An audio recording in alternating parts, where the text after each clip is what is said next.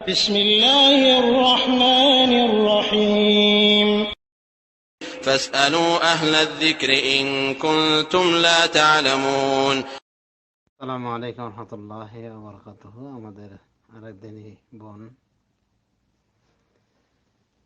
একটি সামাজিক সমস্যার কথা তুলে ধরেছেন, যেটা বলা যেতে পারে যে প্রতিটি সমাজে বিরাজমান এই সমস্যা হলো যে পরিবারে বাবা মার হাল অনেক সময় ধরেন এই বড় ছেলে, তো বড় ছেলে সংসারকে পরিচালনা করেন তার নিজের শ্রম দিয়ে, তার নিজের অর্থ দিয়ে। এমনকি দেখা যায় যে সে তার বাবা মাকে দেখে, ভাই বোনদেরকে দেখে, তাদের লেখাপড়ার খরচা ইত্যাদি সব কিছু দেয়। কিন্তু এ ছেলে যখন একসময় বিয়ে শাদী করে ফেলে তখন আগের মতো দিতে পারে না, তাই বাবা মার রোষের শিকার হয়, ক্রোধের শিকার হয়। মানে বাপ মা তখন ওই লানত করে বা বাবা লানত করে এই ছেলেকে, যে ছেলে বড় ছেলে সংসারে এবং এতদিন সংসারে হাল ধরে আসলো, তো আগের মতো সে দিতে পারছে না, এই জন্য যে তার সংসার হয়ে গিয়েছে এখন। তো এরপরও না বুঝে বাবা মা এই সন্তানকেই লানত করে, অভিসম্পাত করে, অনেক কিছু বলে, আর তার পুত্রবধূকেও বিভিন্নভাবে অভিযোগ আনে তার বিরুদ্ধে যে ওই এগুলি শিক্ষা দিচ্ছে। তো এরকম আচরণ বাবা মার কতটুকু সঠিক? বাবা মা যেভাবে বড় সন্তানকে টার্গেট করছে এবং তার বিষয়ে এরকম ভূমিকা নিয়েছে, তো এটা শরিয়ার দৃষ্টিতে কতটুকু সঠিক বিশ্লেষণ করতে বলা হয়েছে। জাওয়াল বিল্লাহি তৌফিক। আসলে এটা বড় ধরনের ব্যাধি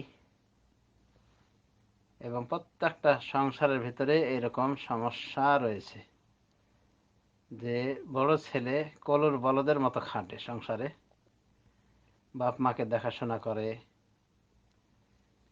তারপরে ভাই বোনের দেখাশোনা করে, এমনকি তাদের লেখাপড়ার দায়িত্ব পর্যন্ত বহন করে। আর দেখা যায় এগুলি করতে গিয়ে তার জীবনের সমস্ত ইনকাম এই পথে শেষ হয়ে যায়। এরপরও কাউকে খুশি করতে পারে না, না বাবাকে, না মাকে, না ভাইকে, না বোনকে। এরকম হয়ে থাকে। আর বাপ মা বিশেষ করে রাগান্বিত হন তখন যখন এই বড় ছেলে বিয়ে করে আগের মতো তাদেরকে সার্ভিস দিতে যখন না পারে, তখন তারা বিভিন্নভাবে দোষারোপ করে থাকে ছেলেকে, ছেলের বউকে। তো এটা অন্যায়, এটা পিতা মাতার জঘন্য মূর্খতা এবং শরীয়তের সীমা লঙ্ঘন। রাসূলুল্লাহ সাল্লাল্লাহু আলাইহি ওয়াসাল্লাম তিনি তার সহিহ হাদিসের ভিতরে বলেন,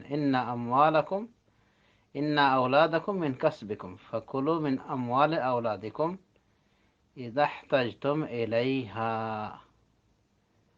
রাসূলুল্লাহ সাল্লাল্লাহু আলাইহি ওয়াসাল্লাম বলেন যে সন্তানরা তোমাদের নিজস্ব কামাই, সুতরাং তোমরা তোমাদের সন্তানদের কামাই ধন সম্পদ থেকে ভক্ষণ করো যখন তোমরা এর প্রতি মুহতাজ হবে। এই হাদিসটি বিশুদ্ধ। আল্লামা নাসিরউদ্দিন আলবানী রহমতুল্লাহ আলাইহি তার সিলসিলায়ে সহিহা, সহিহ হাদিসের সিরিজ গ্রন্থে তিনি হাদিসটিকে বিশুদ্ধ বলেছেন এবং এর টিকাও তিনি সংযোজন করে বলেন যে এই হাদিস প্রমাণ বহন করে যে আনতা ওয়া মালুকা লিআবিকা, তুমি এবং তোমার ধন সম্পদ তোমার বাপের। এই হাদিসটা মানে আমভাবে বোঝা ঠিক না যে সব কিছুর মালিকানা পিতার হয়ে যাবে। বরং এই হাদিসে ব্যাখ্যা করে দিয়েছে যে পিতা মাতা যখন মুহতাজ হবে সন্তানের সম্পদের প্রতি কেবল তখনই গ্রহণ করবে, মানে তার হাজত অনুযায়ী, প্রয়োজন অনুযায়ী। আর সবগুলি সম্পদ পিতা মাতা দখলে নিয়ে নেবে, এটা সঠিক নয়। তিনি আনতা ওয়া মালুকা লি আবিকা এই হাদিসটির ব্যাখ্যা দিয়েছেন এই হাদিস দ্বারা, অর্থাৎ তুমি এবং তোমার মাল তোমার বাপের। এটা দিয়ে অনেকে মনে করেন যে সন্তানের সমস্ত কিছু বাপ মা নিয়ে নিতে পারে। তো তিনি এটার ভুল প্রমাণ করতে গিয়ে এই হাদিসকে পেশ করেছেন, যে হাদিসটি উল্লেখ করা হলো একটু আগে, যে সন্তানরা তোমাদের নিজস্ব কামাই, ইনকাম, সুতরাং তোমাদের সন্তানদের ধন সম্পদ থেকে ভক্ষণ করো যখন তোমরা এর প্রতি মুহতাজ হবে। শেখ আলবানী তাহলে বলছেন কি, যে পিতা মাতা প্রয়োজন অনুযায়ী নিতে পারবে, এর বেশি নিতে পারবে না। এখন আমরা আসি, পিতা মাতা যে এতটুকু দাবি করে বসেছে সন্তানের উপর, বড় সন্তানের উপরে, যে সে সন্তান তাদেরকে দেখবে, তাদের আরো অন্যান্য সদস্যদেরকে দেখবে, অনুরূপভাবে জমি জায়গা সব কিছু এই সন্তানের টাকা থেকে করবে সবার জন্য। এগুলির বৈধতা কোত্থেকে আসলো? এগুলোর বৈধতা কোত্থেকে আসলো? কে অধিকার দিল পিতা মাতাকে এই বড় সন্তানের এই সম্পদকে এভাবে কুক্ষিগত করার? বড় সন্তানের যেটা বলা যেতে পারে নৈতিক দায়িত্ব, সেটা সে পালন করেছে। পিতা মাতাকে দেখেছে, ভাই বোনদেরকে দেখেছে, এমনকি লেখাপড়ার খরচা পয়সা দিয়েছে। আর কি করতে চাই? এখন সম্পদটাও কি ওই সবাইকে ভাগ করে দিতে হবে? এটা হলো জালেম পিতা মাতার আলামত, যে বড় সন্তানকে একেবারে নিঃস্ব করে দিচ্ছে এবং তার সম্পূর্ণ সম্পদ, তার অর্জিত ইনকাম সবকে কি করছে? বন্টন করছে। আবার মনে করে এ মূর্খ পিতা মাতা যে এর মাধ্যমে ইনসাফ করলো, মানে সব সন্তানকে সমান করে দেয়, দিয়ে কি করলো? ইনসাফ করলো। তো ইনসাফ কি হলো? এটা কি ইনসাফ হলো না এটা জুলুম হলো? মানে এক সন্তানের সম্পদ নিয়ে নিজেদের খাওয়ার অধিকার শুধু আছে প্রয়োজন অনুযায়ী, অথচ নিজে খাচ্ছে, সন্তান সন্ততি খাওয়াচ্ছে, তারপরে কি করছে? আরো অতিরিক্ত জমি জাহা পর্যন্ত করে দিচ্ছে সন্তানদের সবাইকে, আর মনে করে এটা ইনসাফ। এটাই হলো জুলুম। তো আল্লাহ হেদায়েত করুক। এটা অন্যায় পদক্ষেপ পিতামাতার, এবং কালকে আমাদের মাঠে জবাবদিহিতা করাই স্বাভাবিক। এই যাতে পিতামাতাকে জবাবদিহিতার শিকার হওয়া লাগবে, কারণ এগুলি সম্পূর্ণ অন্যায় পদক্ষেপ। যে একজন সারা জীবন গাধার মতো পরিশ্রম করবে, অথচ তার নিজস্ব অ্যাকাউন্টে কোনো টাকা থাকবে না, নিজে কোনো জমি নিতে পারবে না, পিতামাতাকে দেখার পর, ভাই বোনদের দেখাশোনা করার পর আলাদা কিছু করতে পারবে না, যা করবে সমান করে করতে হবে। এটা হলো পিতামাতার মূর্খ হওয়ার লক্ষণ। এবং এরকম মূর্খ পিতামাতার কারণে কত সন্তান যে জুলুমের শিকার। দেখা গেছে 20 বছর 30 বছর যাবৎ বিদেশে ইনকাম করে এই অর্থগুলি সব কি করেছে? জালেম পিতামাতা সব ভাগ বাটোয়ারা করে শেষ করে দিয়েছে। বিদেশ থেকে যে সে আসছে, নিজেকে প্রতিষ্ঠিত করার কিছুই সে পাচ্ছে না। অবশ্য দেখা যায় যাদেরকে সে মানুষ করলো, লেখাপড়ার খরচা দিল, তারাই প্রতিষ্ঠিত হয়েছে। কেউ ডাক্তার হয়েছে, ইঞ্জিনিয়ার হয়েছে, ইত্যাদি অনেক কিছু ত্যাগ তিতিক্ষা রয়েছে তার। এরপর দেখা যায় যে পিতামাতা ওই জুলুম করে এই বড় সন্তানের প্রতি কি করে? বদদোয়া করে, লানত করে, এই জন্য যে আগের মতো দিতে পারে না। তো দেওয়াকে তার উপর ফরজ করে দিয়েছে আল্লাহ রাব্বুল আমিন। তার উপর যেটা ফরজ দায়িত্ব পিতামাতার অভাবে সংসারে সে দেখবে, এমনকি কচি কাঁচা ভাই বোন যারা আছে তাদেরকেও খেয়াল করবে, এতটুকু ফরজ। আর ভাই বোনদেরকে বাড়ি করে দিতে হবে, ভাই বোনদের আলাদা জমি দিতে হবে নিজের ইনকাম থেকে, বা বড় মুরব্বী পিতার নামে জমি করতে হবে, ছেলে নিজের নামে করতে পারবে না। এগুলি সবই অহেতুক ধারণা এবং সন্তানের প্রতি, ইনকামকারী সন্তানের প্রতি জুলুমের নামান্তর। আল্লাহ রাব্বুল আমিন হেদায়েত দান করুন এবং সঠিক বোঝার তৌফিক দান করুন।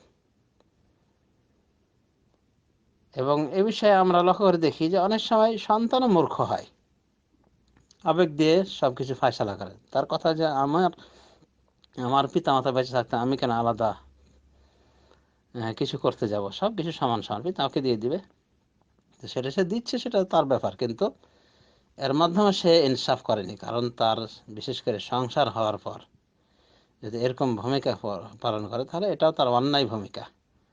কারণ তার সংসার হওয়ার পর তার বিবির হক রয়েছে, তার সন্তান সন্ততির হক রয়েছে, তাদের ভবিষ্যৎ দেখার তার দায়িত্ব রয়েছে। তো যদি তার আয় ইনকামের সবটুকুই পিতামাতাকে জমা করে দেয় আর মনে করে যে আমি কেন ইনকাম জমা করব বাপ মা বেঁচে থাকাতে, তো এর মাধ্যমে সে কী করলো, মানে যারা তার সম্পদের বেশি হকদার তাদেরকে বঞ্চিত করলো। বেশি হকদার কারা? তার নিজের ছেলে মেয়ে। তো এ কী করলো, মূর্খ করলো কি, নিজের ছেলে মেয়েকে বঞ্চিত করে বাপের নামে টাকা জমা করতেছে। আর বাপ করছে কি, জমি জায়গা করে ওই সব তার যে ছেলে ওদেরকে দেখতেছে, মানে বাপে তার ছেলেদের দেখছে, সে নিজে তার ছেলেদের দেখে না। বাপে তার ছেলে মেয়েদের দেখছে, বাপে নিজের ছেলে মেয়েদের দেখছে, কিন্তু এই মূর্খ এতটুকু হুঁশ নেই যে তারও ছেলে মেয়েদের দেখা তার দায়িত্ব, এটা সে খেয়াল করে না, বরং আবেগ দিয়ে বলছে যে আমি কেন জড়ো করবো পিতা মাতা থাকতে। এগুলো সব মূর্খতার কারণে দেখা যাচ্ছে যে বিভিন্নভাবে ন্যায্য হকদাররা, প্রকৃত হকদাররা পাচ্ছে না। আবার কিছু লোক দেখা যায় যে পিতামাতা থেকে পৃথক হয়ে গেছে, পিতামাতা থেকে মোটেও দেখে না, ইনকাম করছে, টাকা পয়সার পাহাড় রচনা করছে, অথচ সে পিতামাতার প্রতি ভ্রুক্ষেপ করে না, কচি কাঁচা ভাই বোনদের প্রতি দেখে না, গরিব ভাইদের প্রতি সহানুভূতির হাত বাড়ায় না। এটা অন্যায়। এক কথা বাড়াবাড়ি উভয় পক্ষে হয়ে থাকে, তো বাড়াবাড়ির ঊর্ধ্বে থাকতে হবে আর সঠিক সিদ্ধান্তে উপনীত হতে হবে। আবেগ বিবেক দিয়ে কিছু বলে লাভ নেই, বরং কোরআন হাদিস অনুগত করতে হবে। আমাদের আবেগকে, আমাদের বিবেককে কোরআন হাদিসের ফায়সালা নিকটে আমাদেরকে শিরোধার্য করতে হবে। কোরআন হাদিসের ফায়সালাকে আমাদের গ্রহণ করতে হবে, এতে রাজি এবং পরিতুষ্ট থাকতে হবে। পিতামাতার সম্পদে সন্তানের হক রয়েছে, পিতামাতার হক রয়েছে সন্তানের সম্পদে। কাজেই সন্তান সবটুকু তার ইনকামের পিতামাতাকে দিয়ে দিবে, তাহলে সন্তান ভালো সন্তান হলো। আর কিছু নিজের জন্য যদি জড়ো করে, জমা করে, সেটা অন্যায় হলো। এগুলো সব বলা যেতে পারে আবেগের কথা, কোরআন হাদিস যার মোটেও সাপোর্ট করে না। তো আমাদেরকে সর্ববিষয়ে সঠিক বুঝার তৌফিক দান করুন। আমিন। ওয়া সাল্লাল্লাহু আলা নবিয়িনা মুহাম্মদ ওয়া আলা আলিহি ওয়া সাহবিহি আজমাইন।